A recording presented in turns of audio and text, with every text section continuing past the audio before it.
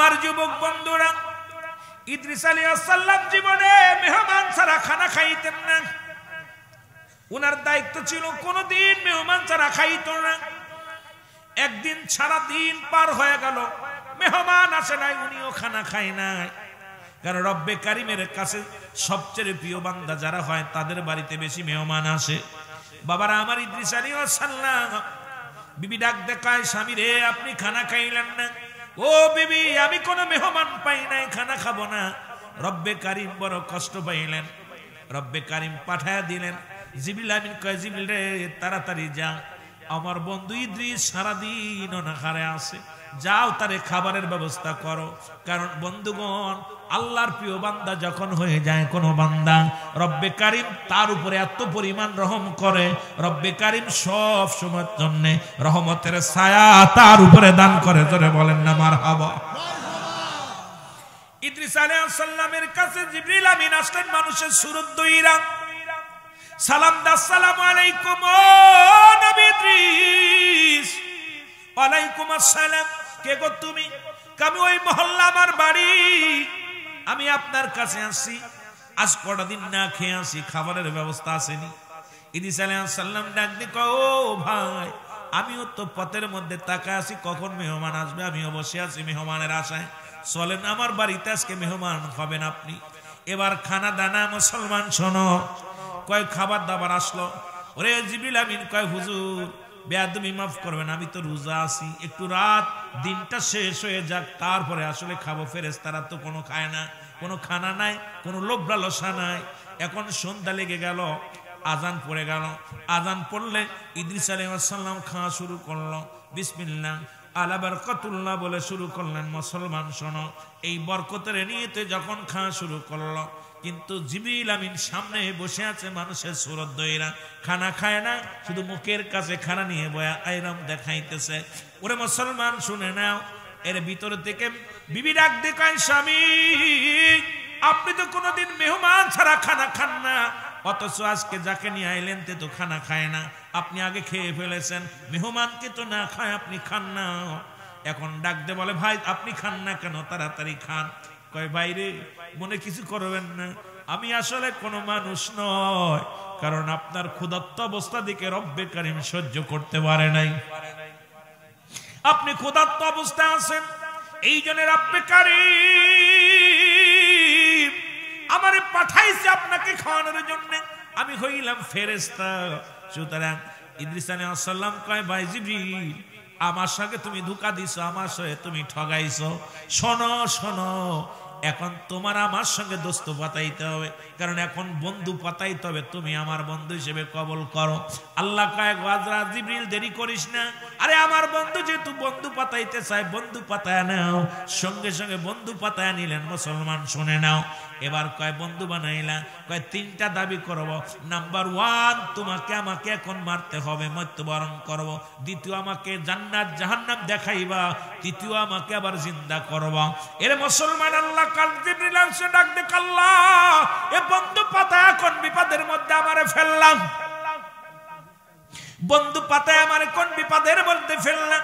এখন তুনাকে মারতে বলে, ওনার হায়াত তো এখনো শেষ হয় নাই, এখন আমি কেমনে মারবো?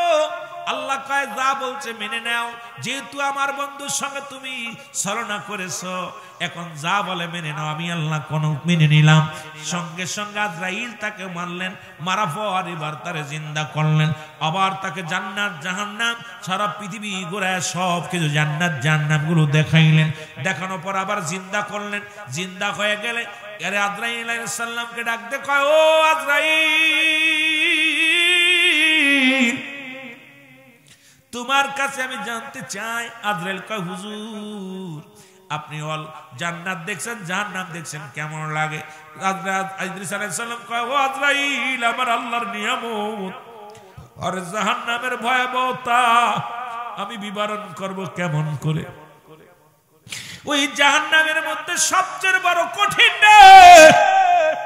জাহান্নামের গায়ের মধ্যে একটা গাছ আছে, গাছটার নাম জাক্কুম নামে কাঁটাযুক্ত গাছ। জাহান্নামীদের দূরে দূরে গ্রাস করতেছে।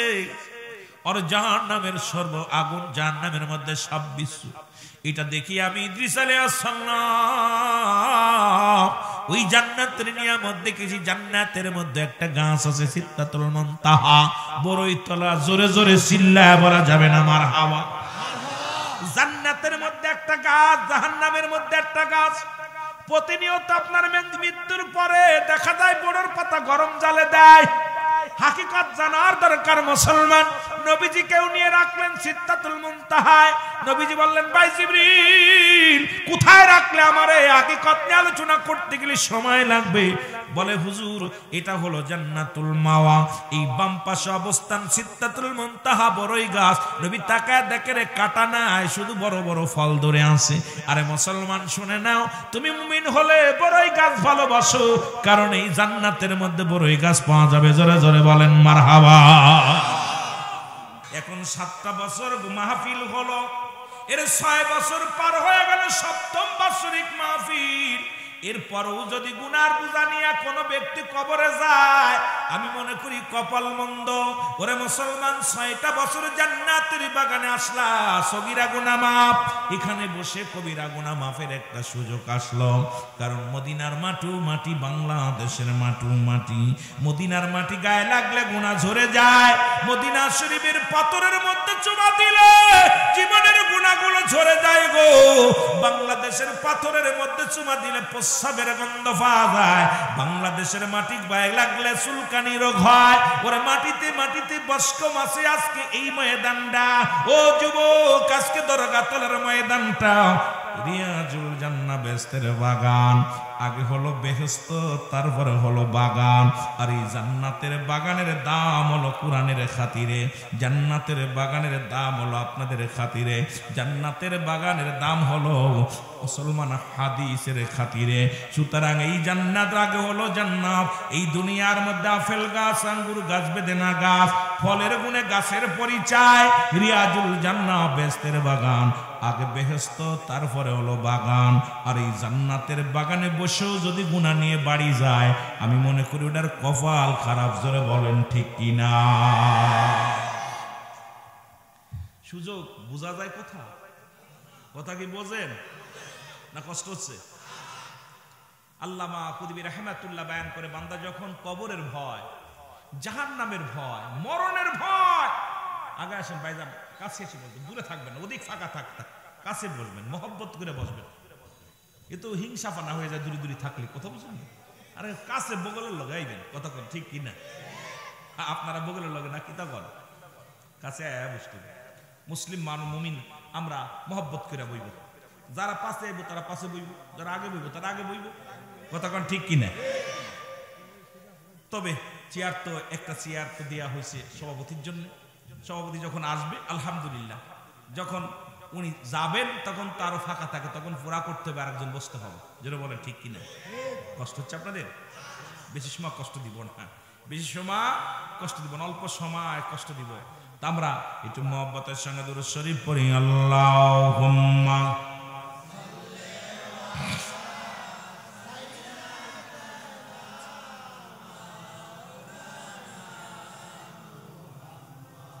ওয়ালা আলি সাইয়্যিদিনা।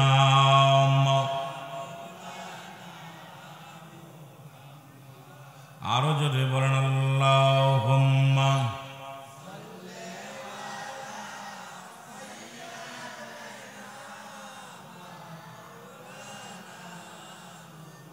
ওয়ালা আলি সাইয়্যিদিনা। এ দুনিয়ার মুসলমান,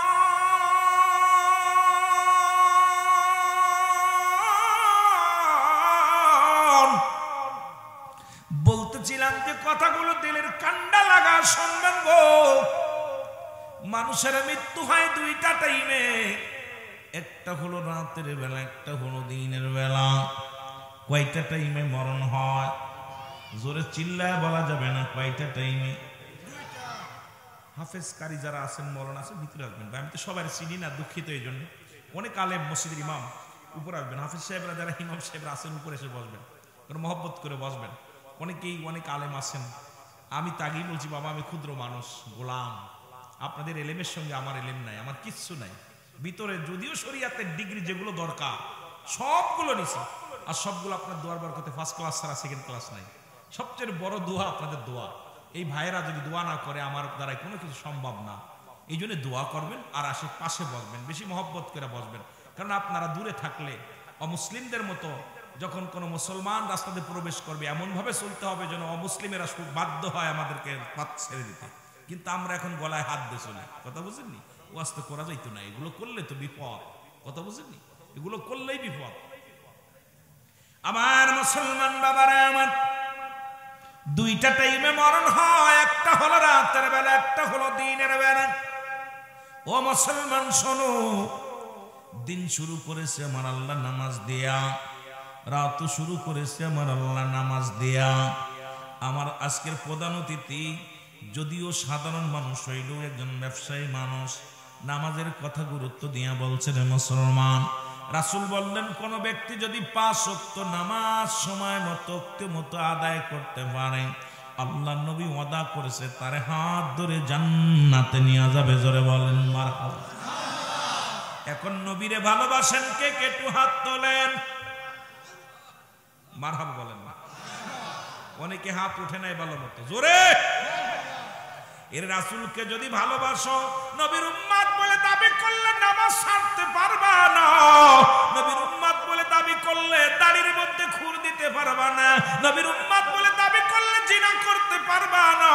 নবীর উম্মত বলে দাবি করলে সুদ ঘুষ খাইতে পারবা না। নবীর উম্মত বলে দাবি করলে বেপরদায় চলতে পারবা না। নবীর উম্মত বলে দাবি করলে দুনিয়ার মধ্যে অন্যায় করতে পারবা না। ওরে নবীজির আদর্শ যদি তোমার ভিতরে না থাকে, নবীর উম্মত বলে তুমি গণ্য হবে না। জোরে বলেন ঠিক কিনা? আমার আল্লাহ রাব্বুল আলামিন ভালোবাসলেন নামাজের প্রতি, কারণ নবী ভালোবাসেন নামাজ। নবীজি রাসূল পাক সাল্লাল্লাহু আলাইহি ওয়াসাল্লামের কাছে 4টা জিনিস প্রিয় ছিল, তার ভিতরে 1 নাম্বার হলো নামাজ। কারণ আল্লাহ দিন শুরু করেছে এই জন্য নামাজ দিয়া, রাত শুরু করেছে নামাজ দিয়া। রহমতের নবী রাহমাতাল লিল আলামিনের কাছে এই জন্য 1 নাম্বার প্রিয় হলো নামাজ। ও যুবকেরা শুনে নাও, ফজর রাত দিনের শুরু হলো ফজর। বান্দারে 2 রাকাত সুন্নাত নামাজ তুমি আদায় করলা, তুমি নবীরে ভালোবাসো, নবীর হুকুম তুমি পালন করলা, তুমি সঙ্গে সঙ্গে নবীর প্রেমিক হয়ে গেলা। এইবার আল্লাহর হুকুম, যেহেতু তুমি আল্লাহর বান্দা, নবীর উম্মত হইয়া দুনিয়ার মধ্যে দাবি যদি করতে হয়, যারা ফজরের সালাত কাজা দিলা, তুমি কেমনে নবীর উম্মত বলে দাবি করবা? ফজরের সালাত তুমি আদায় করলে না, আবার আল্লাহর গোলাম বলে তুমি কেমনে দাবি করবা? এবার 2 রাকাত ফরজ নামাজ তুমি আদায় করলা, সঙ্গে সঙ্গে তুমি হয়ে গেলা আমার আল্লাহর গোলাম। এখন দিনের মধ্যে যদি তোমার মরণ হয়, তোমার মরণটা হবে আমার আল্লাহর গোলাম নবীর প্রেমিক। দল ক্ষমতায় গেলে দল করলেই বাঁচা যায়, ঠিক কিনা? কথা কয় না? দল যখন আমলিগ যখন ক্ষমতায় ছিল, আমলিগের কত নেতা অন্যায় করা পরেও তারা কি পেয়েছে? মুসলমান রক্ষা পেয়েছে। আবার যে দল ক্ষমতা আসবে, দল করার কারণে নেতা কর্মীরা তারে আগলে রাখে, বগলে আগলে রাখে। তদ্রূপ নবীজির ভালোবাসা, আল্লাহর গোলামি করলে আমার রব্বে কারিম গোলাম বলে ডাক দিবে, নবী উম্মত বলে ডাক দিবে। হাসরের ময়দানে উম্মতের ভয় নাই, ভয় নাই। সেই নবীজির পথে, আল্লাহর পথে চলার দরকার আছে কিনা? আমি আগে একটু বুঝাইনি, তারপর বোঝা যায়। কত বুঝেননি? কষ্ট হচ্ছে? ও মুসলমান, দিন শেষ করেছে, দিনের মধ্যে মরণ হয় নাই গো। কয়টা টাইম মরণ হয়? জোরে বলেন কয়টা? হয় রাত, হয় রাত, না হয় দিন। না মিছা কথা? মিছা কথা। এবার মুসলমান দিন শেষ করলা, কত অক্সিজেন গ্রহণ করলা, কত বালির মধ্যে হাঁটলা, কত না আলো বাতাস তুমি গ্রহণ করলা। এগুলো দান কার? আরো জোরে বলেন কার? পানি খাইলা, খাদ্য খাবার খাইলা, জমিনের মধ্যে বিচরণ করলা, সবকিছু আমার রব্বে কারিমের দান। ও বান্দা শুনে নাও, এবার তুমি কি করো? মাগরিবের রাত শুরু করেছো, রাতের শুরু হলো বান্দা মাগরিব। এই জন্য শুরুতেই, রাতের শুরু থেকেই হলো মুসলমান আল্লাহর হুকুম।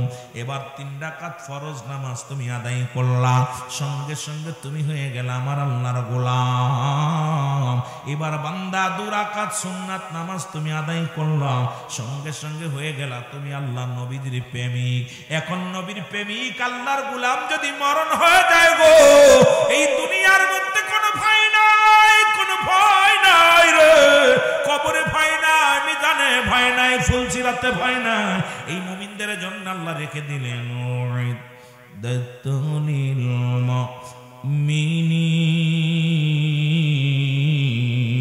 মুমিনিন। আল্লাহ কয় মুমিনেরা শোন, ভালো কইরা শোন, ও মুমিন আল্লাহর গোলামেরা শোনো গো, এই গোলামদের জন্য আমি আল্লাহ রেখে দিলাম 8টা জান্নাত। কয়টা জান্নাত? কিটা কিটা যাবেন একটু হাত তোলেন দেখি, মারহাবা বলেন। বালা জায়গা সবাই যেতে চায়, জোরে কোন ঠিক কিনা? এখন গুয়ে মাছির মতো হইলে কি চলবো? গুয়ে মাছি দেখবেন মিষ্টির পরও বসে, পায়খানার পরও বসে। পদ্ম মাছি জীবনে, মৌমাছি কোনোদিন ময়লার পরে পড়তে দেখছেন?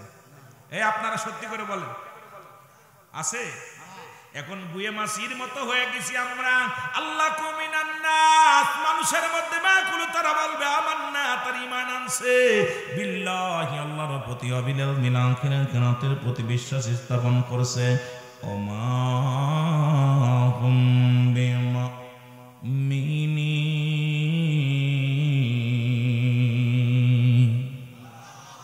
ওই গোলাম, ওমিনান নাস, নাস শব্দের অর্থ মানুষ। এই মুনাফিক যে মানুষের মধ্যে আছে, ওরা গুয়ে মাছি হয়ে গেছে। একবার মন্দিরে দৌড়য়, আবার মসজিদেও দৌড়য়। বলেন, একবার মূর্তি পাহারা দেয়, আবার মসজিদে যে সিজদা দেয়। এখন বলতে গেলে এই সমস্ত মুনাফিকদের কারণ ইসলামের 12টা বাজতে চায়। ও যুবক শোনো, শুনে নাও, শুনে নাও বাবারা আমার, তিরমিজি শরীফের হাদিস কানা শুনে নাও, 3952 নম্বর হাদিস। যদি লিখে নাও, না পাইলে আমাকে ফ্যান চ্যালেঞ্জ করবা। এটা ধোঁকাবাজেরা ভালো করে শুনে নাও। হাদিসের মধ্যে আছে, তিরমিজি শরীফের হাদিসের মধ্যে, ও যুবক 3952 নম্বর হাদিস কানা গো, আমার নবী বলছে শেষ জামানা আমার উম্মতের মধ্যে একদল উম্মত বাইর হবে গো, ওরা নিজেরা মূর্তি পূজা করবে, অন্যকে উৎসাহিত করবে। জোরে জোরে চিল্লায় বলা যাবে না নাউজুবিল্লাহ। নবীজি 1500 বছর আগে, মৌলভী সাহেব, রাসূল বলে গেছে 1400 বছর আগে যে আমার উম্মতের মধ্যে একদল আসবে। তিরমিজি শরীফের হাদিস 3952 নম্বর হাদিস। কত নাম্বার? 3000। নোট করেন, নোট করেন, মৌলবীর ধরতে হইব তো, কারণ এখন কে জামানা। তুমি হুজুর দলিল কই?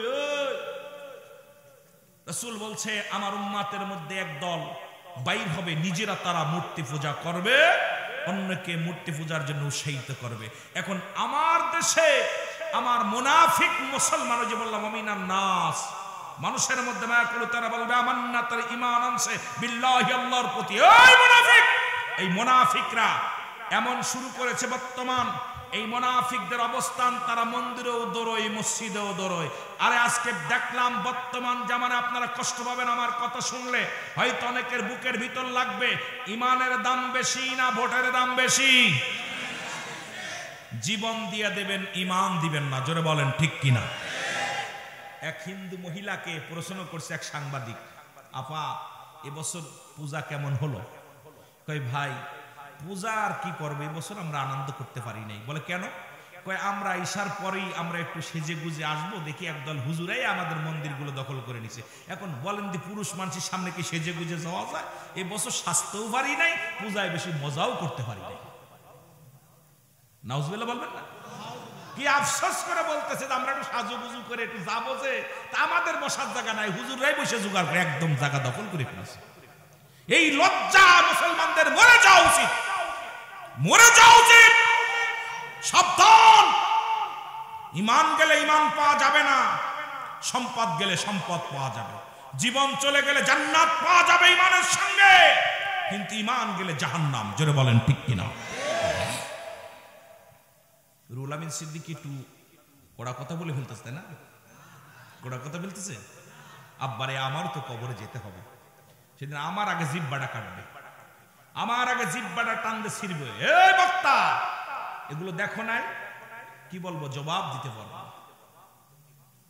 আরে মানুষ শুধু বেহুশ দুনিয়ার পিছে, কি জবাব দিবি রে তুই আল্লাহর কাছে, বলো কি জবাব দিবি রে তুই আল্লাহর কাছে, বলো। আরে মানুষ শুধু বেহুশ, হায় রে মানুষ দুনিয়ার পিছে, কি জবাব দিবি রে ভাই আল্লাহ। বাল্হুয়া খিলাফ, দুনিয়ার পিছনে পাগল। এই ওলামা একরাম, ছাত্ররা ভিতরে ভিতরে বয়, এখানে বসা হারাম, ভিতরে আয়, ভিতরে জানার থাকলে পড়াশোনা থাকলে চলে আয়, সমস্যা নাই, চলে আয়ো। পুরো বেলা মহিলা কিতাব নিয়ে আইবা, ভয় নাই, কিন্তু দূরে থেকে মাহফিল নষ্ট করো। তোমরা আসো, ভিতরে আসো, আগামী দিনে তোমরা বক্তা হবা, বড় বক্তা হবা, তোমরা দূরে থাকলে হইব, ভিতরে আয় বড়। বাল্হুয়া খিলাফ, এই কথাগুলো খেয়াল করবেন। নবীজি বলছে শেষ জামানার অবস্থা, নবীজি বলে গেছেন 1400 বছর আগে। নবীজি বলছে যে আমার উম্মতের এমন অবস্থা হবে, শেষ জামানার মানুষের চরিত্র হবে কুকুরের চরিত্র। কিসের চরিত্র? কুকুর যেমন মরি পাইলে খুশি হয়, শেষ জামানার মানুষগুলো সম্পদ পাইলে খুশি হবে, ঠিক কি না? সে যেভাবে আসুক, হারাম আসলে খুব আরাম, সুদ খাইলেও আরাম লাগে, ঘুষ খাইলেও আরাম লাগে, দুনিয়ার মধ্যে মুনাফা অর্জন করতে খুব মজা লাগে। কারণ রাসূল বলে গেছে শেষ জামানার মানুষের মধ্যে চরিত্র হলো মরি পাইলে কুকুর খুশি, আর সম্পদ পাইলে শেষ জামানার মানুষ খুশি। এখন আমার 10,000 টাকা বেশি দিলে আমি আর এক মাহফিলে চলে যাবো না, ফোন বন্ধের কোনো ভাইজান আজকে আমার শরীরটা ভালো না, আমি আসতে পারবো না, খবর নিয়ে দেন আর এক মাহফিলে ফাটিয়ে দিচ্ছে আজ করে। জোরে বলেন ঠিক কি না? ইমাম সাহেবরা যদি 5,000 টাকা বেতন আর এক মসজিদ দেয়, উনি কবে হুজুর ভাইজান আমার তো পোষাচ্ছে না, আমার ছেড়ে দেন আপনারা, ঠিক কি না? কারণ আমাদের, আমি আর আমার ভাই দোষ নিলাম, আপনাদের দরকার নেই, কি করেন না, আবার আপনার দিলে আবার কষ্ট হইতেন না, কারণ অবস্থা খুব খারাপ। আজকে সমাজ এক কাপ চার কাছে বিক্রি হয়ে যাচ্ছি, ইমান বিক্রি করতেছি, একটা সিগারের কাছে আমরা ইমান বিক্রি করে ফেলতেছি। আহা, বড় কষ্ট। আর ওয়াজ তো নাই বাংলাদেশে, এখন ওয়াজ নাই, ওয়াজের ময়দান হয়েছে বিনোদন, ওয়াজের ময়দান হয়েছে গালাগালি। একটা আয়াত পড়ে আসে এমন ভাবে গালাগালি, এমন ভাবে শুরু করছি আমরা, এটা ওয়াজের ময়দান না, সম্পূর্ণ একটা ফাজলামির ময়দান বানাই ফেলেছে। যারা বলেন ঠিক কিনা? আগের যুগের বক্তাগুলো ওয়াজ করছে, মানুষ বেনামাজি নামাজি হয়েছে, সুদখোর ঘুষখোর ইমানদার হয়েছে, নাফরমানি সন্তান বাবা মার বাধ্য হয়েছে, বেপর্দা নারী পর্দাশীলতা হয়েছে, হালালখোর বান্দা হারামখোর হালালখোর হয়েছে। আর এখন ওয়াজের ময়দানে আইয়া কিচ্ছু বোঝে না, খালি ওয়াজে খালি বক্তা খোঁজে টাকা, শ্রোতা খোঁজে সুর, আর কমিটি খোঁজে ভাইরাল, ঠিক না? ঠিক না? বক্তা টাকা ডিমান্ড বেড়ে যায় রাতারাতি, কোথাও বুঝলি? এখন আমার আইতে চট্টগ্রাম থেকে আইতে আপনাদের 20,000 খরচ, চিন্তা করছি 20,000 টাকা আর হলো 20-30,000 টাকা খরচ, 1 লাখ চাইতে হবে, কথা বুঝেন নাই? হ্যাঁ, আর আপনার খুঁজে মুলামিনটা আনতেই হবে, জানেই থাক 1 লাখ দিব আয়ের। আর শ্রোতা খুঁজতেছে সুর, যে কত সুর কোন বক্তার আছে। আজকে ইমানের আশায় আমরা মাহফিলে আসি না, অবস্থা খারাপ। এই জন্য আল্লাহ বলে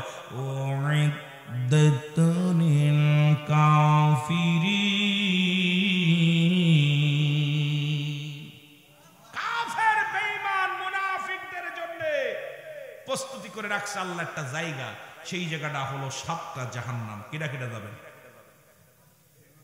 ওরে ভাই, চালাক আছে তো এলাকার মানুষ। আমি মনে করছিলাম হয়তো এলাকার নদী অঞ্চল মানুষ, সুন্দর একটা চর, আহারে চরটা লক্ষ্মী চর, লক্ষ্মী মানুষগুলো আসলে লক্ষ্মী, বালা মানুষ।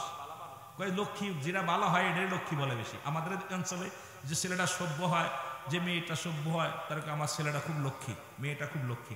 আসলে এলাকার মানুষ লক্ষ্মী, একটা মানুষ বইলে হাত উঠায় না, সবগুলো জ্ঞানী মানুষ। মারহাবা বলেন না? কষ্ট হচ্ছে?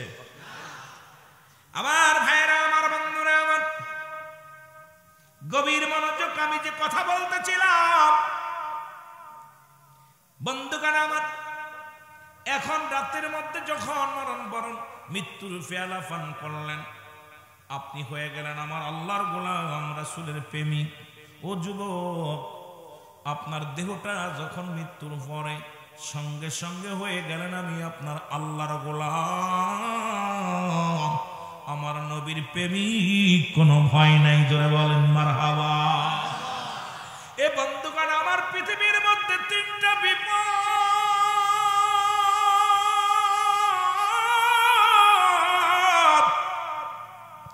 নাম্বার 1 হলো মানুষের মরণ, 2 নাম্বার বিপদ হলো কবর, 3 নাম্বার বিপদ হলো কিয়ামতের ময়দান। একটার পর একটা বিপদ গো। ও যুবক বন্ধুরা, দিলের কান্না লাগায় শুনি। 1 নম্বর বিপদ হলো মানুষের মরণ। এই মরণের পেয়ালা পান করতে হবে, এর মধ্যে কোনো সন্দেহ নাই। আদম নবী থেকে শুরু করে আখির নবী রাহমাতুল লিল আলামিন পর্যন্ত নবীদের দরজা বন্ধ, এখন বেলায়েতের দরজা শুরু হয়ে গেছে।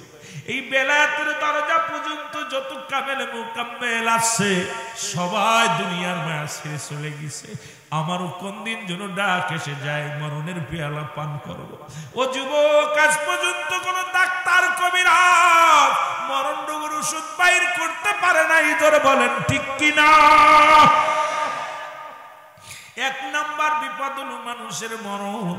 এই মরণের কথা বলতে গেলে বড় কষ্ট হয়। আল্লামা মুফতি আমজাদ আলী সাহেব একটা কিতাব লিখলেন, কিতাবের নাম্বার শরীয়ত। এই কিতাবের মধ্যে উনি লিখতে যা বললেন, দুনিয়ার মানুষ শোনো, মানুষ যখন সাধারণ মৃত্যুবরণ করে 70টা তাজা উটের গায়ের চামড়া জবাই না করিয়া উল্টো দিকে টান দিয়া লবণ আর মরিচ লাগা দিলে যতটুক যন্ত্রণা হয়, এর চাইতে 70 গুণ যন্ত্রণা হলো একটা সাধারণ মৃত্যু। এখন আমরা যারা মরণকালে পায়খানা করে দিই রে, যারা গোসল করায় মায়েদের, তারাই জানে রে যুবক, মরণের সময় পায়খানা করে দেয়, মরণের সময় প্রস্রাব করে দেয়, মরণের সময় মুসলমান শুনে না, মরণের সময় অনেকের চোখ দুটি বড় বড় হয়ে যায়, মরণের সময় অনেকের জিহ্বাটা বাইর হয়ে যায়। তাদের মরণটা কত কঠিন হয় আল্লাহ, তাদের মরণটা কত কঠিন হয়। এ বন্ধুগণ আমার, অথচ মুমিনের মৃত্যু হয় আটা গুলায়া খামির বানায়া, এর ভিতরে যদি একটা চুল পরে চুলটা টান দিয়ে বাইর করলে যেমন অনাসি বাইর হয়ে যায়, ঈমানদারের মৃত্যুটা তেমনি হয়। আরে বাবারা আমার, ওরে আজরাইল যখন জানটা কবজ করবে, কত মানুষের কব আপনারা গোসল করাইলেন। আমার মরণ আসিবে কখন কেউ তো জানি না, আমার মরণ এই আমি চলে যাব, আমায় তোমরা ভুইলা যাও না, আমি চলে যাব, আমার মরণ আসিবে কখন কেউ তো জানি না, আমার মরণ। টাকা পয়সা দালান কোটা যাহা করেছি সব কিছু ফেলাইয়া আজি একাই চলেছি রে, আমি সব কিছু ফেলাইয়া আজি। আমি যাবার বেলায় ভেবে দেখি আমার কেহ নাই, আমি যাবার কালে ভেবে না, আমার মরণ আসিবে কখন কেউ তো জানি না, আমার মরণ। এই পৃথিবী চিরদিন থাকার জায়গা নয়, অন্ধকার কবর যে তোমার আসল ঠিকানা রে মানুষ, অন্ধ অন্ধকার কবর যে তোমার এ আমি চলে যাব আমায় তোমরা ভুইলা যাইও না আমি চলে যাব আমার মরণ আসিবে কখন কেউ তো জানি না আমার মরণ এ দুনিয়ার মুসলমান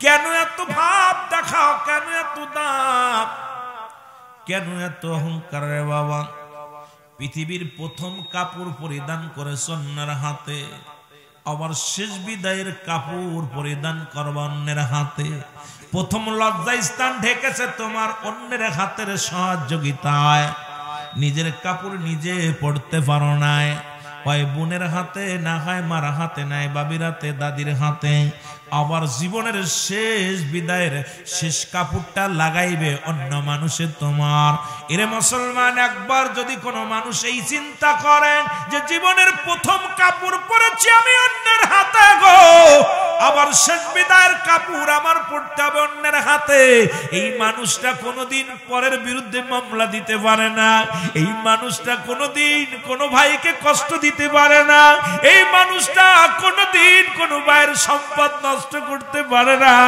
এই মানুষটা পৃথিবীর মধ্যে ভাই বোনের সম্পদ নষ্ট করতে পারে না কারণ এই মানুষটা ভুলে যায় যখন বড় হয় এই দুনিয়ায় সবই বুঝি একা একা হয়েছে এই মানুষটার ভুলের কারণে সে পাপী হইয়া জাহান্নামে যায় ও যুবক এই চিন্তা যদি আপনাদের মাথার ভিতরে থাকে রে এখন যদি বিদায় নিয়ে যাও কে তোমারে গোসল করাবে কে তোমারে দাফন করাইবে কে তোমারে কাপড়ের মধ্যে মুড়াইবে এই যুবক আমি পিরাইটা মাহফিলের মধ্যে বলি পৃথিবীর প্রথম কাপড় পরছ অন্যের হাতে শেষ বিদায়ের কাপড় পরবা তুমি অন্যের হাতে ছেড়ে দাও মস্তানি ছেড়ে দাও ক্ষমতার দাপট ছেড়ে দাও নিজের অহংকার ছেড়ে দাও এই দুনিয়ার সব কিছু বিলিয়ে দাও আমার রব্বে কারিমের নামে জোরে জোরে চিল্লায়া বলা যাবে না আল্লাহু আকবার আর একটু জোরে জোরে চিল্লায়া বলা যাবে না আল্লাহু আকবার এ মদিনা যাইতে পারলাম না মদিনা আরো জোরে চোখের পানি ছেড়ে বলেন মদিনা যাইতে পারলাম না মদিনা আমি অসহায় এত দূরের আমি অসহায় দূর থেকে সালাম জানাই বলো দূর থেকে সালাম জানাই মদিনা যাইতে পারলাম না মদিনা মদিনা যাইতে পারলাম না মদিনা মদিনার নাম কত মধু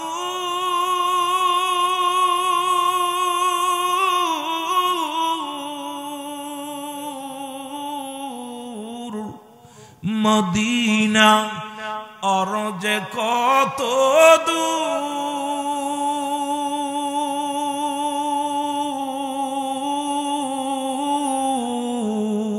ওই মদিনার পথের ধুলি ওই মদিনার মাখতে পারলাম না মদিনা মার হাবা মুখস্থ করেন না মদিনা দেখতে পারলাম না মদিনা আমি অসহায় এত দূরের আমি অসহায় শুধুই সালাম জানাই বলো শুধুই সালাম জানাই মদিনা না মদিনা, দেখতে পারলাম না মদিনা। মদিনার নাম কত সুন্দর,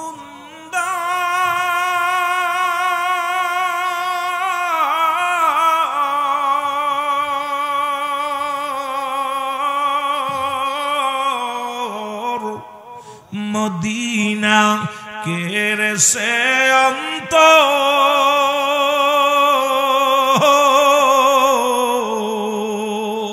ওই মদিনার পথের ধুলি, ওই মদিনার মাখতে পারলাম না মদিনা, যাইতে পারলাম না মদিনা, না মদিনা, যাইতে পারলাম না মদিনা। এই দুনিয়ার মুসলমান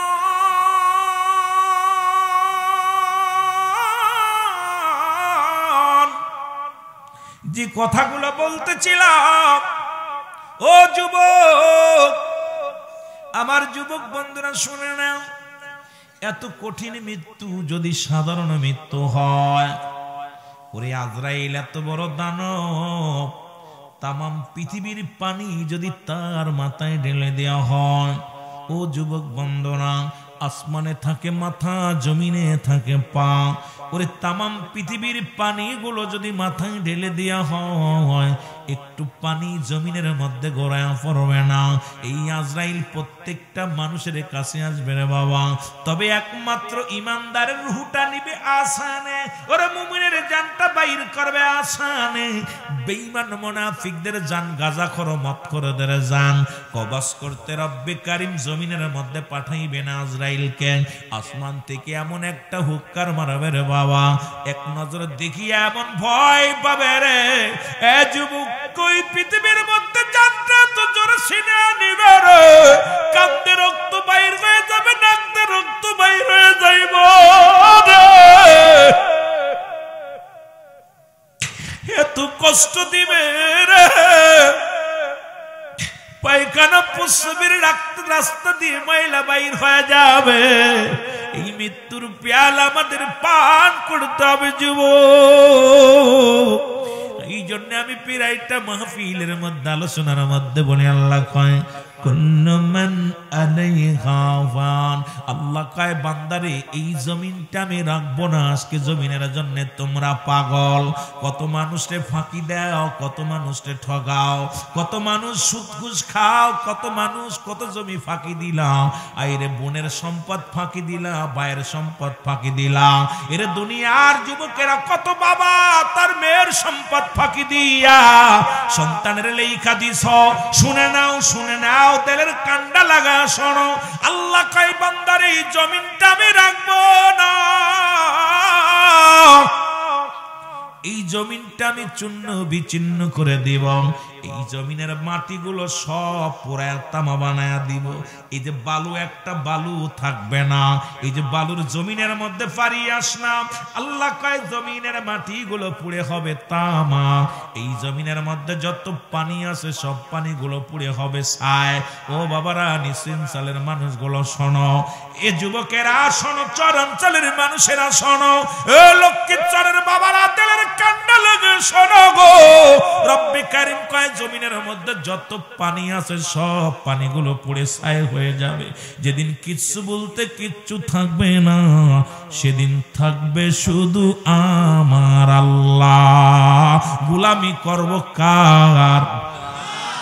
আর একটু জোরে বলেন, আইন মানব কার? বিধান মানব কার?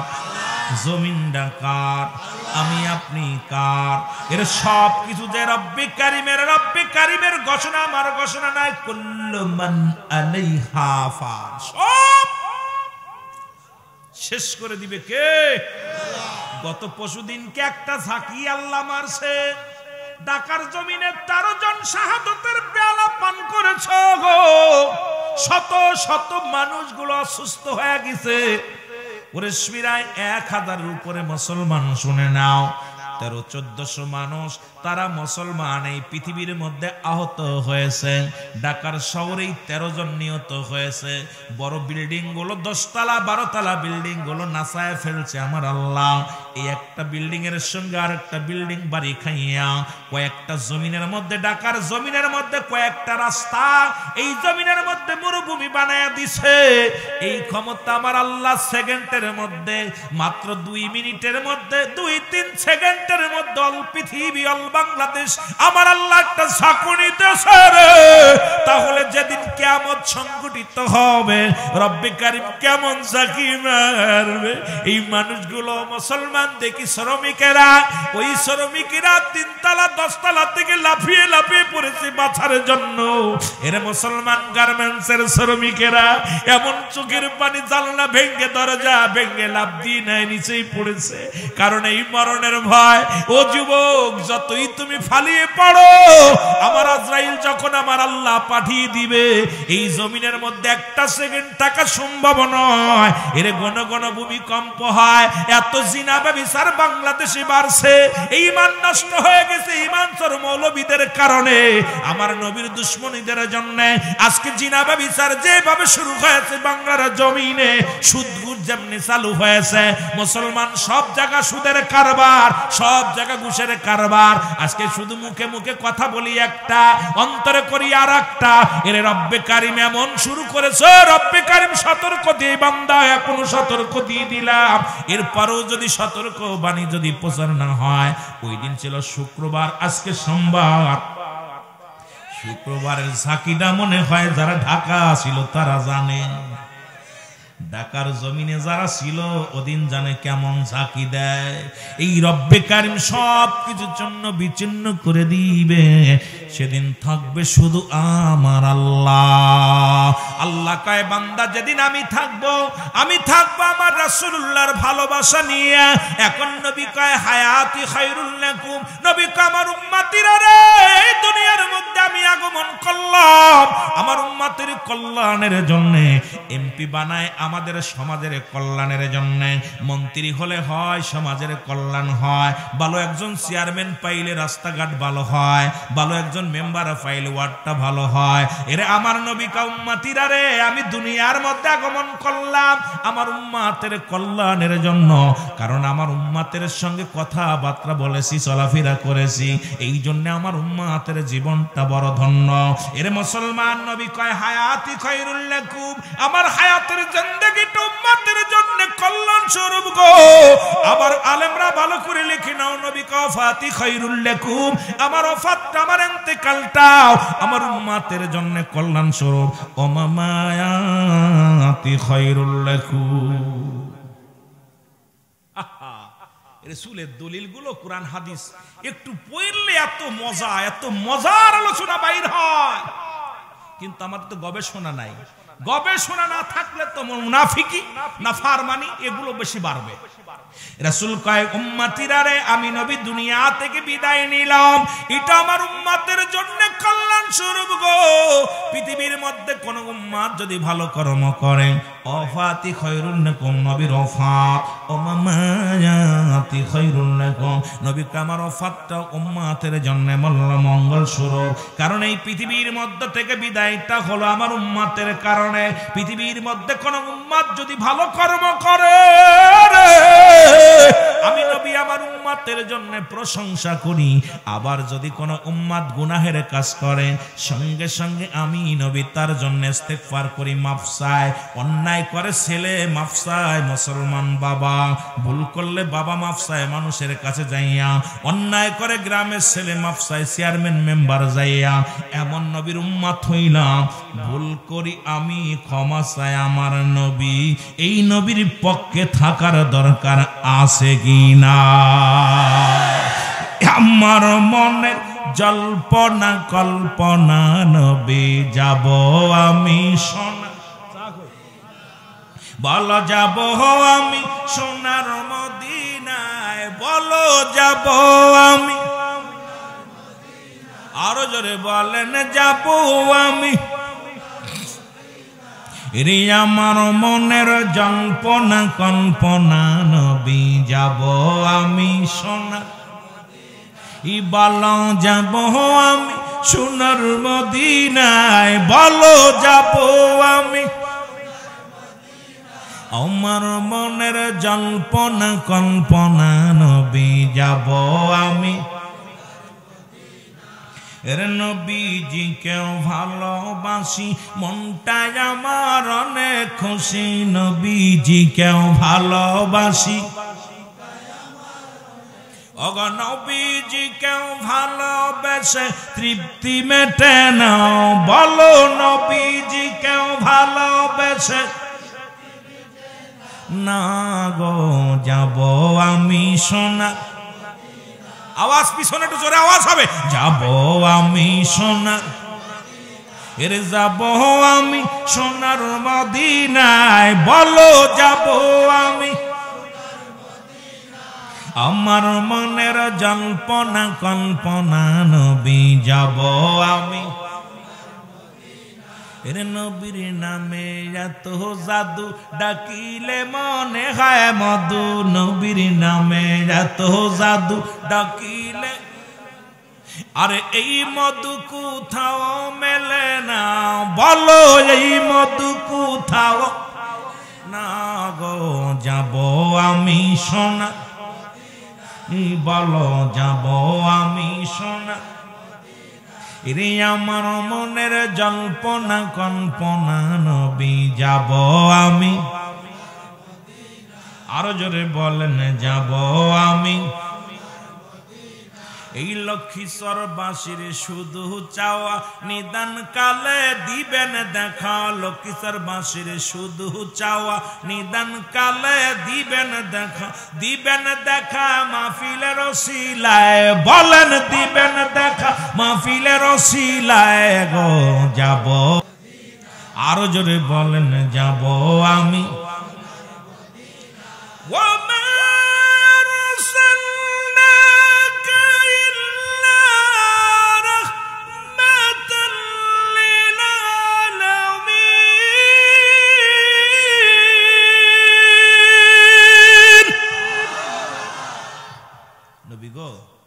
তামাম পৃথিবীর রহমত তো আপনাকে দিছি সেই রহমতের পেয়ালা নিয়ে বসে আছেন ইয়া রাসূলুল্লাহ ইয়া হাবিবাল্লাহ আমাদেরকে সেই রহমতের পেয়ালা আমাকে দান করেন জোরে বলুন আমিন মহব্বতের সঙ্গে দুরূদ শরীফ পড়েন আল্লাহুম্মা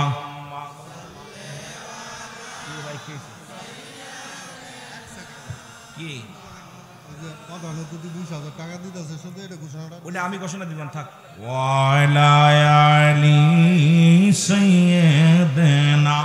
ওনার জন্য আমি স্পেশাল দোয়া করবো ভয় নাই আল্লাহ দেখছে আল্লাহ দেখছে অবশ্যই বলবো নাম টেনশন নাই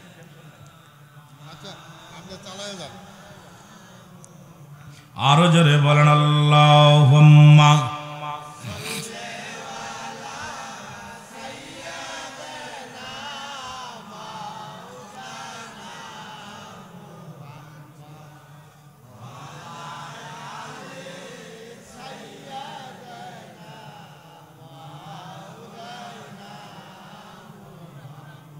কষ্ট হচ্ছে কারণ আমি তো খাওয়া দাওয়া করছি আপনারা করেন নাই এই জন্য মাঝে মাঝে জিগাইতেছি কারণ আমি তো খানা খেয়ে বসছি আপনারা তো খানা খেয়ে বসেন না যদিও মাথার ভিতরে ঘুরলে দিচ্ছে সারাদিন জার্নি করছি খুব কষ্ট তবে আমি কষ্টকে কষ্ট মনে করি না যখন আমি জান্নাতের বাগানে বসি আমারে আমি নিজে রাখি না আমারে বিলিয়ে দিই মানুষের ভিতরে রব্বে কারিম এত কষ্ট করে আমার ভাইয়েরা এই মাটির ভিতরে খড়ের মধ্যে অহংকার নাই সামিয়া না দিলে চেয়ার দিলেও বইতো না এমনও মানুষ আছে কিন্তু পাগলগুলো জান্নাতের আশায় মাটিকে কামড়ে ধরছে আল্লাহ এই পাগলগুলোরে তুমি খালি হাতে ফিরাই দিও এই পাগলগুলোরে তুমি শূন্যতে ফিরাই দিও কতদিন বসেছি গুনাহ মাফ করে যাইতে পারি নাই না জানি তো সকালে মৃত্যু হয়ে যেতে পারে আগামী দিন সূর্য উদয় হবে আপনার আমার জীবনে কেউ বলতে পারি এই জন্য আল্লাহ তোমার কাছে ফরিয়াদ করি এই পাগলগুলোরে তুমি লক্ষ্মীশ্বরের পাগলগুলোরে এই যে আজকের ঈদগার ময়দানে বসেছে দরগাতলা ঈদগার ময়দান থেকে আমাদেরকে খালি হাতে ফিরাই দিও না মাসুমের মাসুম করে দাও আমাদেরকে মাসুমের মাসুম করে দাও জোরে বলেন আমিন আমিন মহব্বতের সঙ্গে দুরূদ শরীফ পড়েন আল্লাহুম্মা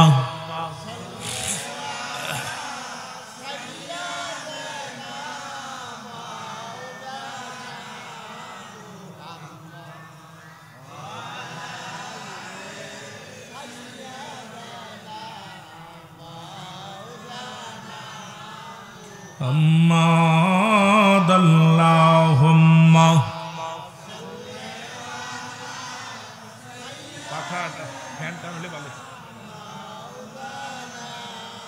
ولا يعلي سيدنا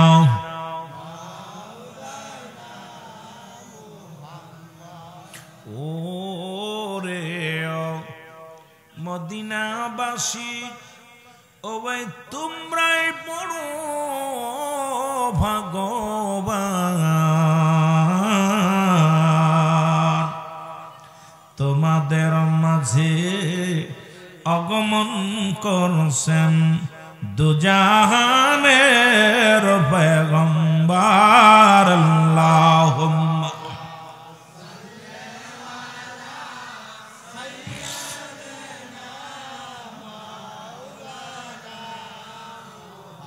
ولا يعلي سيدنا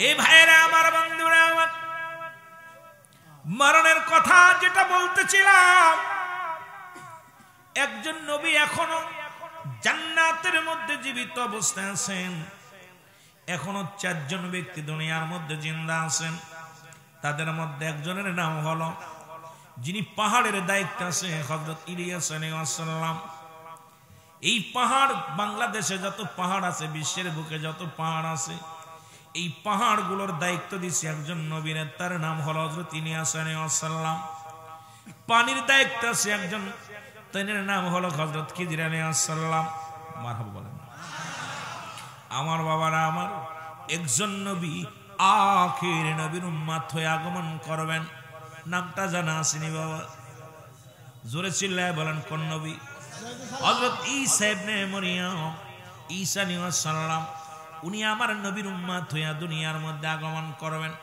আর একজন নবী যিনি এখনো জান্নাতের মধ্যে যদিও তার একবার মরণ হয়েছে আবারও জিন্দা হয়ে এই জান্নাতের মধ্যে আছে তার নাম হলো হযরত ইদ্রিস আলাইহিস সালাম আমার যুবক বন্ধুরা ইদ্রিস আলাইহিস সালাম জীবনে মেহমান ছাড়া খানা খাইতেন না ওনার দায়িত্ব ছিল কোনদিন মেহমান ছাড়া খাইতো না একদিন সারা দিন পার হয়ে গেল মেহমান আসে নাই উনিও খানা খায় নাই কারণ রব্বে কারিমের কাছে সবচেয়ে প্রিয় বান্দা যারা হয় তাদের বাড়িতে বেশি মেহমান আসে বাবারা আমার ইদ্রিস আলাইহিস সালাম বিবি ডাক দেখায় স্বামী রে আপনি খানা খাইলেন না ও বিবি আমি কোনো মেহমান পাই নাই খানা খাবো না রব্বে কারিম বড় কষ্ট পাইলেন রব্বে কারিম পাঠায়া দিলেন জিবরিল আমিন কয় জিবরিল রে তাড়াতাড়ি যা আমার বন্ধু ইদ্রিস সারাদিন অনাহারে আছে যাও তারে খাবারের ব্যবস্থা করো কারণ বন্ধুগণ আল্লাহর প্রিয় বান্দা যখন হয়ে যায় কোন বান্দা রব্বে কারিম তার উপরে এত পরিমাণ রহম করে রব্বে কারিম সব সময়ের জন্য রহমতের ছায়া তার উপরে দান করে জোরে বলেন না মারহাবা ইদ্রিস আলাইহিস সালামের কাছে জিবরিল আমিন আসলেন মানুষের সুরত দইরা সালাম দা আসসালামু আলাইকুম ও নবী ইদ্রিস ওয়ালাইকুম আসসালাম কে গো তুমি আমি ওই মহল্লা আমার বাড়ি আমি আপনার কাছে আসি আজ কটা দিন না খেয়ে আসি খাবারের ব্যবস্থা আসেনি ইদ্রিস আলাইহিস সালাম ডাক দিয়ে কয় ও ভাই আমিও তো পথের মধ্যে তাকায় আছি কখন মেহমান আসবে আমিও বসে আছি মেহমানের আশায় চলেন আমার বাড়িতে আজকে মেহমান হবেন আপনি এবার খানা দানা মুসলমান শোনো কয় খাবার দাবার আসলো ওরে জিবরিল আমিন কয় হুজুর বেয়াদবি মাফ করবেন আমি তো রোজা আছি একটু রাত দিনটা শেষ হয়ে যাক তারপরে আসলে খাবো ফেরেশতারা তো কোনো খায় না কোনো খানা নাই কোনো লোভ লালসা নাই এখন সন্ধ্যা লেগে গেল আজান পড়ে গেল আজান পড়লে ইদ্রিস আলাইহিস সালাম খাওয়া শুরু করলো বিসমিল্লাহ আলা বারাকাতুল্লাহ বলে শুরু করলেন মুসলমান শোনো এই বরকতের নিয়তে যখন খাওয়া শুরু করলো কিন্তু জিবরিল আমিন সামনে বসে আছে মানুষের সুরত দইরা খানা খায় না শুধু মুখের কাছে খানা নিয়ে বয়া আইরাম দেখাইতেছে ওরে মুসলমান শুনে নাও এর ভিতর থেকে বিবি ডাক দেখায় স্বামী আপনি তো কোনোদিন মেহমান ছাড়া খানা খান না অথচ আজকে যাকে নিয়ে আইলেন তে তো খানা খায় না আপনি আগে খেয়ে ফেলেছেন মেহমানকে তো না খায় আপনি খান না এখন ডাক দে বলে ভাই আপনি খান না কেন তাড়াতাড়ি খান কয় বাইরে মনে কিছু করবেন না আমি আসলে কোনো মানুষ নয়, কারণ আপনার ক্ষুধার্ত অবস্থা দিকে রব্বে কারীম সহ্য করতে পারে নাই। আপনি ক্ষুধার্ত অবস্থায় আছেন, এই জন্য রব্বে কারীম আমারে পাঠাইছে আপনাকে খাওয়ানোর জন্য। আমি হইলাম ফেরেশতা। সুতরাং ইদ্রিস আলাইহিস সালাম কয়, ভাই জিবরিল, আমার সঙ্গে তুমি ধোঁকা দিছো, আমার সঙ্গে তুমি ঠগাইছো। শোনো শোনো, এখন তোমার আমার সঙ্গে দোস্ত পাতাইতে হবে, কারণ এখন বন্ধু পাতাইতে হবে, তুমি আমার বন্ধু হিসেবে কবল করো। আল্লাহ কয়, হযরত জিবরিল দেরি করিস না, আরে আমার বন্ধু যেহেতু বন্ধু পাতাইতে চায়, বন্ধু পাতায় নাও। সঙ্গে সঙ্গে বন্ধু পাতায় নিলেন। মুসলমান শুনে নাও, এবার কয় বন্ধু বানাইলা, কয় তিনটা দাবি করব। নাম্বার 1, তোমাকে আমাকে এখন মারতে হবে, মৃত্যুবরণ করব। দ্বিতীয়, আমাকে জান্নাত জাহান্নাম দেখাইবা। তৃতীয়, আমাকে আবার জিন্দা করবা। এর মুসলমান আল্লাহ কাল জিবরিল এসে ডাক দে, আল্লাহ এ বন্ধু পাতা এখন বিপদের মধ্যে আমারে ফেললাম, বন্ধু পাতায় আমার কোন বিপদের মধ্যে ফেললাম। এখন তুনাকে মারতে বলে, ওনার হায়াত তো এখনো শেষ হয় নাই, এখন আমি কেমনে মারবো? আল্লাহ কয়, যা বলছে মেনে নাও, যেহেতু আমার বন্ধুর সঙ্গে তুমি ছলনা করেছো, এখন যা বলে মেনে নাও। আমি আল্লাহ কোন মেনে নিলাম। সঙ্গে সঙ্গে আজরাইল তাকে মারলেন, মারা পর এবার তারে জিন্দা করলেন। আবার তাকে জান্নাত জাহান্নাম সারা পৃথিবী ঘুরায় সব কিছু জান্নাত জাহান্নাম গুলো দেখাইলেন। দেখানোর পর আবার জিন্দা করলেন। জিন্দা হয়ে গেলে আরে আজরাইল আলাইহিস সালামকে ডাক দে, কয়, ও আজরাইল, তোমার কাছে আমি জানতে চাই। আজরাইল কয়, হুজুর আপনি অল জান্নাত দেখছেন, জাহান্নাম দেখছেন, কেমন লাগে? ইদ্রিস আলাইহিস সালাম কয়, ও আজরাইল, আমার আল্লাহর নিয়ামত আর জাহান্নামের ভয়াবহতা আমি বিবরণ করব কেমন করে? ওই জাহান্নামের মধ্যে সবচেয়ে বড় কঠিন জাহান্নামের গায়ের মধ্যে একটা গাছ আছে, গাছটার নাম জাক্কুম নামে কাঁটাযুক্ত গাছ। জাহান্নামীদের দূরে দূরে গ্রাস করতেছে। আর জাহান্নামের সর্ব আগুন জাহান্নামের মধ্যে সব বিশ্ব। এটা দেখি আমি ইদ্রিস আলাইহিস সালাম ওই জান্নাতের নিয়ামত দেখেছি। জান্নাতের মধ্যে একটা গাছ আছে, সিদরাতুল মুনতাহা, বড়ই তলা। জোরে জোরে চিল্লায় বলা যাবে না মারহাবা। জান্নাতের মধ্যে একটা গাছ, জাহান্নামের মধ্যে একটা গাছ। প্রতিনিয়ত আপনার মৃত্যুর পরে দেখা যায় বড়র পাতা গরম জালে দেয়। হাকিকত জানার দরকার মুসলমান। নবীজি কেউ নিয়ে রাখলেন সিদরাতুল মুনতাহায়। নবীজি বললেন, ভাই জিবরিল, কোথায় রাখলে? আমারে হাকিকত নিয়ে আলোচনা করতে গেলে সময় লাগবে। বলে, হুজুর এটা হলো জান্নাতুল মাওয়া, এই বাম পাশে অবস্থান সিদরাতুল মুনতাহা, বড়ই গাছ। নবী তাকায় দেখে রে কাটা নাই, শুধু বড় বড় ফল ধরে আছে। আরে মুসলমান শুনে নাও, তুমি মুমিন হলে বড়ই গাছ ভালোবাসো, কারণ এই জান্নাতের মধ্যে বড়ই গাছ পাওয়া যাবে। জোরে জোরে বলেন মারহাবা। কথা বুঝেননি? রাসূলকে নিয়ে রাখছে জান্নাতের মধ্যে। ডান পাশে জান্নাতুল মাওয়া, বাম পাশে গাছটা। যারা জান্নাতুল মাওয়ার মধ্যে প্রবেশ করবে তারা এই ফলগুলো ভক্ষণ করবে। জোরে বলেন না মারহাবা।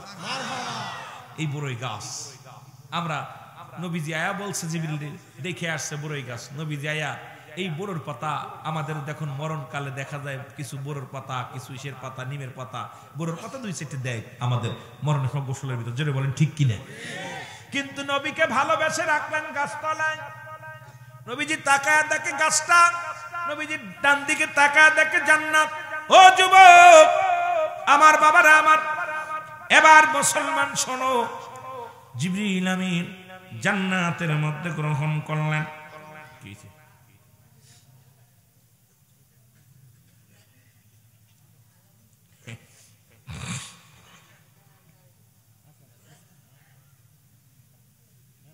আলহামদুলিল্লাহ বলেন না? মহিলার নাম কাটুরিয়ার বিবি জামিলা। মারহাবা বলেন না? আস্তে আস্তে যাই। লিখছে, মা ফাতিমা জান্নাতের মহিলাদের লিডার। ফাতেমার আগে কোন মহিলা জান্নাতে যাবে, এই মায়ের এই সম্বন্ধে আলোচনা করার জন্য। মারহাবা বলেন না? আস্তে আস্তে যায়। আলোচনা তো কেবল অপায় মাত্রিক ওইটা করতাম, কথা বুঝেননি? আলোচনার মধ্যে খালি আলোচনা আসবে। আমার বন্ধুগণ আমার, যদিও মরণের ভিতর আছি, আলোচনা কোনে কোনে চলে গেছে হিসাব করবেন। আমার বন্ধুগণ আমার, গভীর মনোযোগ।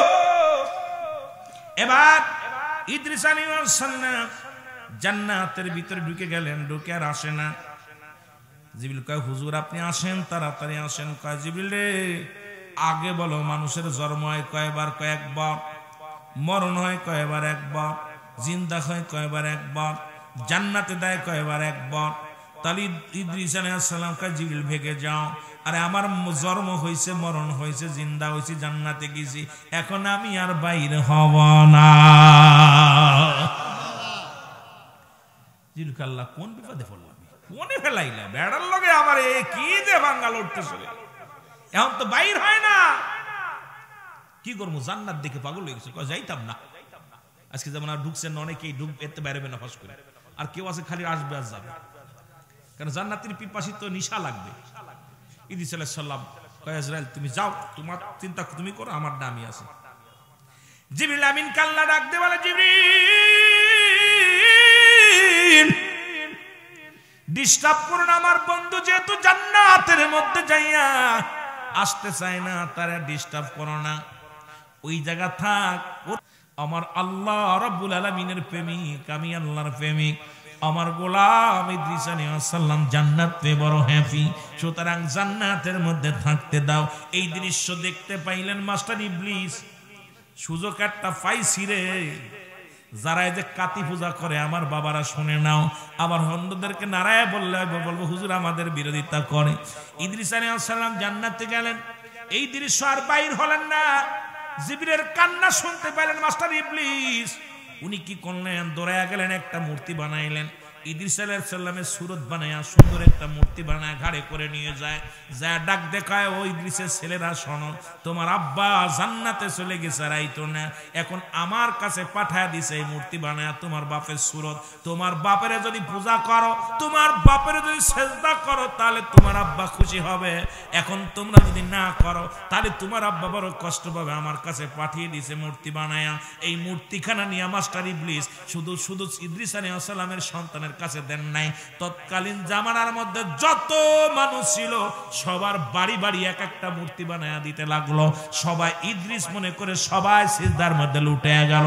সবাই মুসলমান শোনো, আজকে আমার দেশে কাতি পূজা শুরু করে ঘাড়ে করে মূর্তি লয়া যায়। ও মুসলমান শোনো, সবকিছু নতুন আবিষ্কার যদি বলি আবার সকালবেলা আমার সঙ্গে আবার দ্বন্দ্ব হয়ে যাবে, মুসলমান মামলা হবে, হামলা হবে। তবে কথাগুলো সত্য করে ক্লিয়ার করে নিয়ে যাও, সত্য জেনে যাও, ক্লিয়ার করে নিয়ে যাও। ইদ্রিস আলাইহিস সালামের ছেলেরা ঈমান নষ্ট করে নাই, কিন্তু কিছু কিছু ওই পথভ্রষ্ট মানুষ আছে, তারা ইদ্রিসকে মনে করে সিজদায় লুটে পড়েন, সঙ্গে সঙ্গে তারা কাফেরদের অন্তর্ভুক্ত হয়ে গেছে। জোরে বলেন ঠিক কিনা? আল্লাহ বলেন কুল হুয়াল্লাহু আহাদ আল্লাহুস সামাদ লাম ইয়ালিদ ওয়া লাম ইউলাদ ওয়া লাম ইয়াকুন লাহু কুফুয়ান আহাদ। আল্লাহ বলে ডাক দেখাবি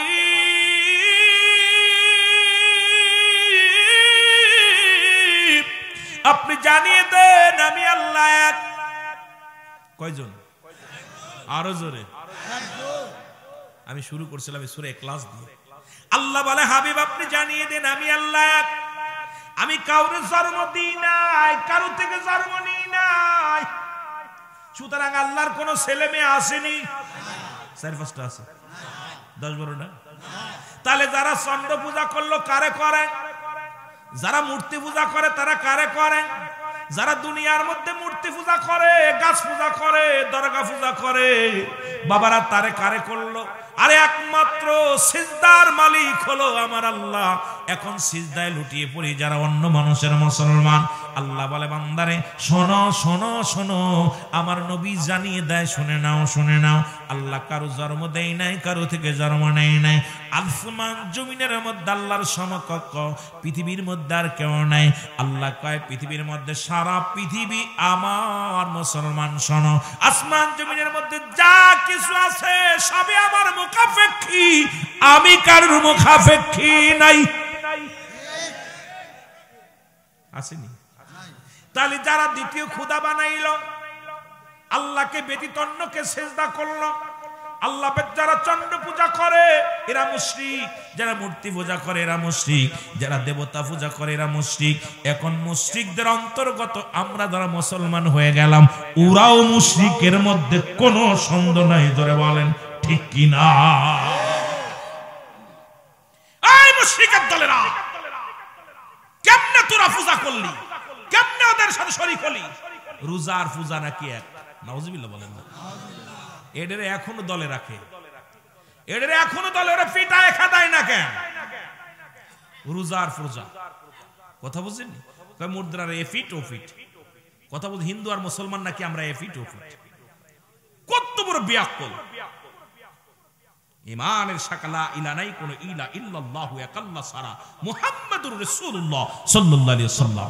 আল্লাহ ছাড়া কোন মাবুদ ইলা নাই, এইটা যে ব্যক্তি মানে সেই হলো ঈমানদার মুমিন। আর আল্লাহ ছাড়া অনেক আল্লাহ আছে, এ হলো কাফের মুরতাদ। জোরে বলেন ঠিক কি না? এর সঙ্গে তাল বাহাচ্ছে কি অবস্থা! আমার বাবারা, আমার বন্ধুরা, আমার এই ইদ্রিস আলাইহিস সালামকে আল্লাহ ডাক দে বলো, ও বন্ধু তুমি জান্নাত পেয়ে খুব খুশি নি? আল্লাহ খালি খুশি নাকি? তোমার নিয়ামত হাকা যা হাকা যা হাকা যা, অনেক অল্প না, অনেক, এত এত নিয়ামত। আল্লাহ কয় যে ও ইদ্রিস বন্ধুরে তুমি জান্নাত পেয়ে খুশি নি? কয় হ।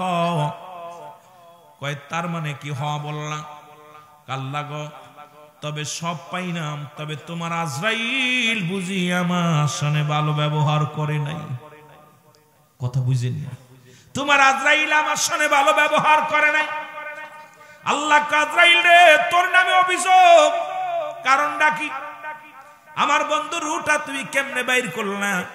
কয় রব্বে কারীম আপনার বন্ধুর রুহটা শুধু মাথার মধ্যে হাত বুলিয়েছিলাম, আমি তো কোনো কষ্ট দিই নাই। মায়ের বুকে দুধ খাইতে খাইতে সন্তান যেমনি ঘুমায়া যায় ঠিক সেই রকম তার মৃত্যু দিছি, কোন রকম কষ্ট দিই নাই। আমার আল্লাহ কয় কেন বন্ধু মৃত্যুর যন্ত্রণায় কষ্টের কথা বললো? যাও আমার বন্ধুরে জানায় আসো। আজরাইল আলাইহিস সালাম সালাম দা, আসসালামু আলাইকুম। ইদ্রিস আলাইহিস সালাম ওয়ালাইকুম আসসালাম। বলে আজরাইল রে আগে আমার বলো আমার মৃত্যুটা কেমনে হয়েছে? এবার আজরাইল ডাক দে বলো, আল্লাহর নবী আমি সবার জান কবজ করার জন্য দুনিয়ার মধ্যে আগমন করি না, একমাত্র ইমানদারের জানটা কবজ করার জন্য দুনিয়ার মধ্যে আসে। ও যুবক দিলের কান্ডা লাগা শোনো, আর আপনার কাছে এসেছি, আপনার রুহটা বাইর করেছি। শুধু যেমন মায়ের বুকে দুধ খাইতে খাইতে সন্তান ঘুমিয়ে যায়, তদ্রূপ আপনার রুহটা বাইর করেছি। ইদ্রিস আলাইহিস সালাম ডাক দে বলে আজরাইল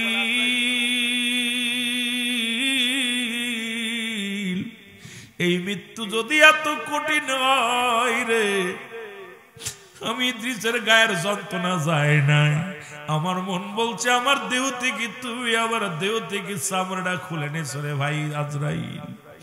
আজরাইল রে এই সহজ মৃত্যুটা যদি এত কঠিন হয় রে, ওই কঠিন মৃত্যুটা কত কঠিন হয়। ও যুবক বন্ধুরা এর মধ্যে আর বুঝতে আপনাদের বাকি নেই, কারণ এত সহজ মৃত্যু যদি এত কঠিন হয়, যে লোকটা অ্যাক্সিডেন্ট করে মারা যায়, যে লোকটা আগুনে পুড়ে মারা যায়, যে লোকটা পানিতে ডুবে মারা যায়, যে লোকটা দুনিয়ার মধ্যে প্যারালাইসিস স্ট্রোক করে মরে, যে মানুষটার মৃত্যুর সময় চোখ দুটি বড় বড় হয়ে যায়, যে মানুষটা প্রস্রাব পায়খানা করে দেয়, যে মানুষটার জিহ্বা বাইর হয়ে যায়, তাদের মৃত্যুটা কত কঠিন হয় একটু বুঝার দরকার, জানার দরকার। জোরে বলেন ঠিক কিনা? এত কঠিন, এত সহজ মৃত্যু যদি এত কঠিন হয়, কঠিন মৃত্যুটা কত কঠিন হয় বন্ধুগণ আমার। 2 নাম্বার বিপদ, 2 নাম্বার হলো কবর। কবর বলতে বোঝায় মানুষের মৃত্যুর পর থেকে শুরু করে কিয়ামত পর্যন্ত জগৎটাকে বলা হয় কবরের জগৎ। আজকে কত ভাই আছেন কবরে আব্বা মা শুয়ে আছে, ওই কবরের উপর দিয়ে গরু ছাগলে পায়খানা করে, কুত্তা শেলে পায়খানা করে, ঘাস খায়। কবর থেকে খেদানোর মতো ক্ষমতা আল্লাহ তাদের দেয় নাই। কিন্তু মানুষ যখন মারা যায় ছয়টা হক সন্তান তার বাবা মার প্রতি 6টা হক থাকে। এই হকগুলো যদি আদায় না করে কিয়ামত পর্যন্ত আমার আল্লাহ তোমারে মুসলমান শোনো তুমি ওই বাবা মার বাধ্য সন্তান হওয়া সম্ভব হবে না। নাম্বার 1 ভালো করে লিখে নেন 6টা হক। তার ভিতরে নাম্বার 1 তোমার আব্বা মা যখন মারা যাবে 1 নম্বরে তাদের জন্য মাগফিরাত কামনা করতে হবে। 2 নম্বর তাদের জন্য সবরেসানি করা লাগবে। 3 নম্বর শরীয়ত মোতাবেক তাদের ওসিয়ত পূরণ করা লাগবে। 4 নম্বর তার আত্মীয় স্বজনের খোঁজ খবর নেওয়া লাগবে, তাদের সুখে শান্তিতে রাখা লাগবে। মুসলমান শোনো 5 নম্বর, মুসলমান শোনো 5 নম্বর ওই আত্মীয় স্বজন যদি গরিব হয় তাদের সাহায্য সহযোগিতা করা লাগবে। 6 নম্বর হলো পিতা মাতা আব্বা মার পৃথিবীর মধ্যে আব্বা মার কবরটা বেশি বেশি করে জিয়ারত করা লাগবে। আমার নবী বলছে এই 6টা হক যদি তুমি আমি আদায় না করি আপনার আব্বা মা সারা জীবন বাপ মার কাছে দায়ী থাকবেন। এই জন্য আজকে যাদের আব্বা নাই যাদের মা নাই বেশি যদিও না পারি তাদের আত্মীয় স্বজন যারা আছে খোঁজ খবর নেবেন, তাদের আত্মীয় স্বজনের সঙ্গে ভালো ব্যবহার করবেন। মায়ের আত্মীয় বাবার আত্মীয় আমার দেশে এখন দেখা যায় বাবা মারা গেলে বাবার বাবার ভাই বাতি যারা থাকে তাদের আর চিনি না।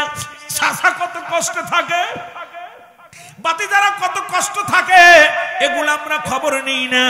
মা মারা গেলে মার ভাইরা যারা আছে তাদেরও খোঁজ খবর নিই না, বোনেদের খবর নিই না।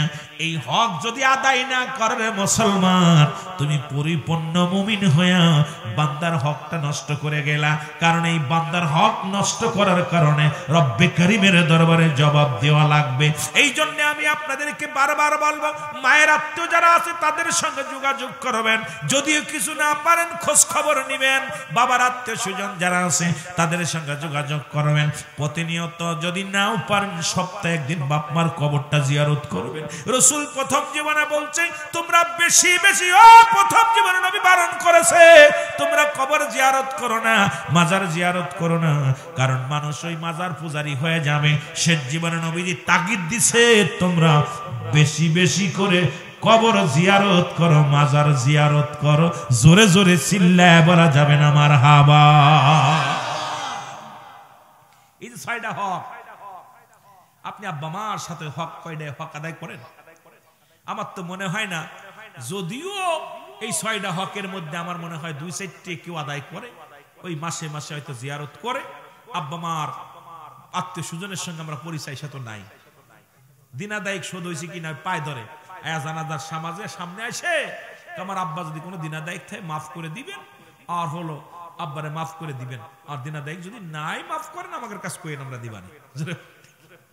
আপনি গোপনে গোপনে খবর নিবেন আপনার বাবার বন্ধু ছিল কে, মার বান্ধবী ছিল কে, আস্তে আস্তে খবর নিয়ে শোধ করবেন। ও তো মন মাফ করে দিবে, কিন্তু আপনি খোঁজ খবর নিবেন, নিয়ে দিনা শোধ করার চেষ্টা করবেন। ওসিয়াত মৃত্যুর আগে একটা হলো ওসিয়াত, একটা হলো নসিয়াত। এই ওসিয়াত গুলো শরীয়ত মোতাবেক হলো। আবার যদি কোনো বাপ মরার সময় কয় একটা মূর্তি বানায় থুস, এ মানা যাবে না। বাপ যদি কয় ওসিয়াত করে যাও অনেকে খুন করিস, বাপ যদি ওসিয়াত করে নামাজ কোনোদিন পড়িস না, মানা যাবে না। এই জন্য শরীয়ত মোতাবেক যদি কোনো ওসিয়াত করে যায় এটা আপনার আমার জন্য এটা দায়িত্ব পালন করো কর্তব্য হয়ে যাবে। জোরে বলেন মারহাবা, আরো জোরে বলেন না। আমার বন্ধুগণ আমার, এই কবরের জগৎ ভয়ঙ্কর জগৎ, এই কবরের জগৎটা বড় ভয়ঙ্কর জগৎ মুসলমান। 3 নাম্বার বিপদ হলো হাসরের ময়দান, কঠিন বিপদের ময়দান।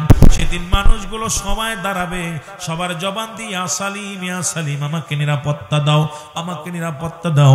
মুসলমান সেদিন মুঠো হাত উপরে সূর্যোদয় হবে, মস্তিষ্কগুলো গলে গলে জমিনের মধ্যে পড়বে। ওই দিনটার কথা যদি কোনো ব্যক্তি ভাবে দুনিয়ার মধ্যে অন্যায় কাজে লিপ্ত হতে পারে না। জোরে জোরে বলেন ঠিক কিনা? ওরে আজি না হয় কাল তুমি যাইবা কবরে, যাবার বেলায় দেখবে চেয়ে গো তোমার সবই রইল।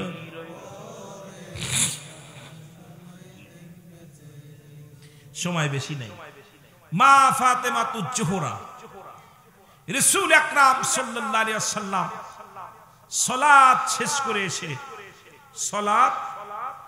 করে এসে ফাতিমার বাড়িতে গেলেন। কার বাড়িতে গেলেন? ফাতেমার বাড়িতে গেলেন, মা ফাতেমাতুজ জাহরা। ওনার বাড়িতে যাওয়ার পর ফাতেমা বলতেছে, আব্বাজান, পৃথিবীতে আমি ধন্য, কারণ আমার বাবা রাহমাতাল লিল আলামিন। মারহাবা বলেন না? আমার মা খাতুনে জান্নাত। এ মুসলমান, আমার মা কে? মা আমিনা। জোরে বলেন না মারহাবা। রসুলের মার নাম কি ছিল? আমেনা। আর রসুলের মার নাম ছিল আমেনা। রসুলের বিবির নাম কি ছিল? খাদিজা। ফাতেমার মার নাম কি? মা খাদিজাতুল কুবরা। জোরে বলেন না মারহাবা। আরো জোরে। বাবা গো, আরো ধন্য আমি, আমার দুই কলিজার টুকরা সন্তান আল হাসান আল হুসাইন, এরা জান্নাতের সরদার যুবকদের বাবা। আর একটা সংবাদ, আমি পৃথিবীর মধ্যে 10 জন সাহাবীকে জান্নাতের সংবাদ দিয়েছেন সরাসরি, তাদের ভিতরে আমার স্বামী 4 নাম্বার। কয় নাম্বার? জোরে বলেন, কয় নাম্বার? নবীজি হুকুম দিলে আবু বকর ফিল জান্নাতি, উমর ফিল জান্নাতি, উসমান ফিল জান্নাত।